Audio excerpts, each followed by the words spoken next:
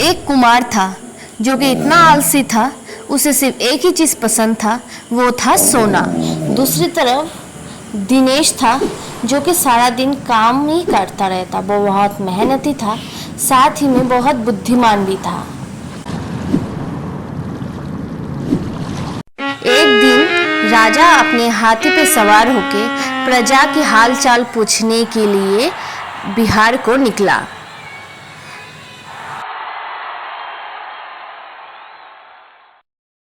सुनो सुनो गाँव वाले, राजा जी आ रहे हैं। तुम लोगों को अगर कुछ भी प्रॉब्लम हो या कोई भी दिक्कत हो तो राजा साहब से कहना, समझ गए? तभी रामू ने बोला, राजा जी मुझे तो कोई प्रॉब्लम नहीं है, लेकिन मन में एक बात है, अगर आपके पास सफ़ेद हाथी होता तो आपको आज कितना अच्छा लगता देखने को।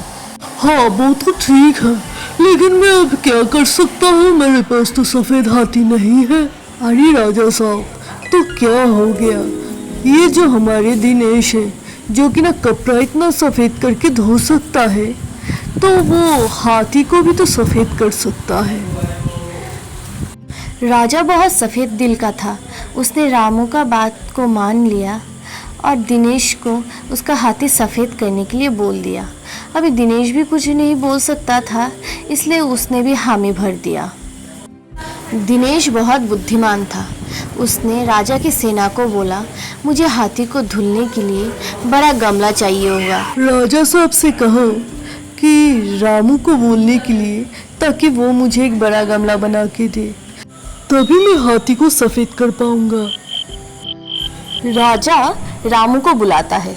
रामू, तुम मुझे एक बड़ा सा गमला बना के दो, ताकि दिनेश उसमें हाथी को सफ़ेद कर पाए।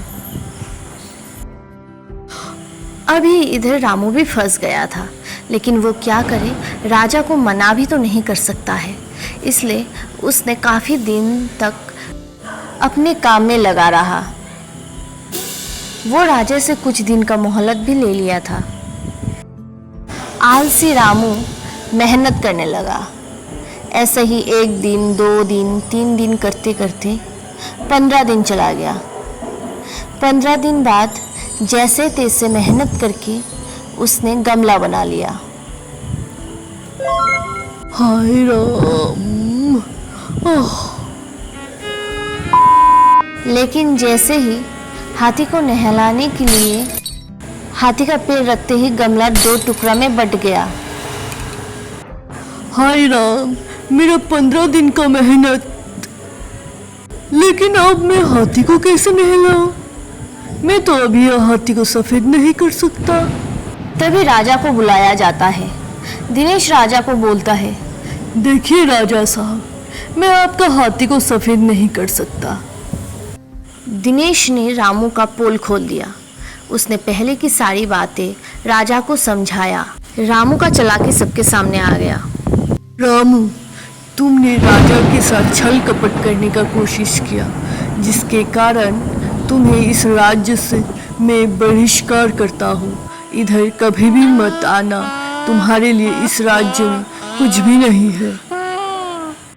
तो देखा आप लोगों ने, दूसरे के लिए गड्ढा खोदने से खुद ही गिरते हैं। तो please like, share and subscribe.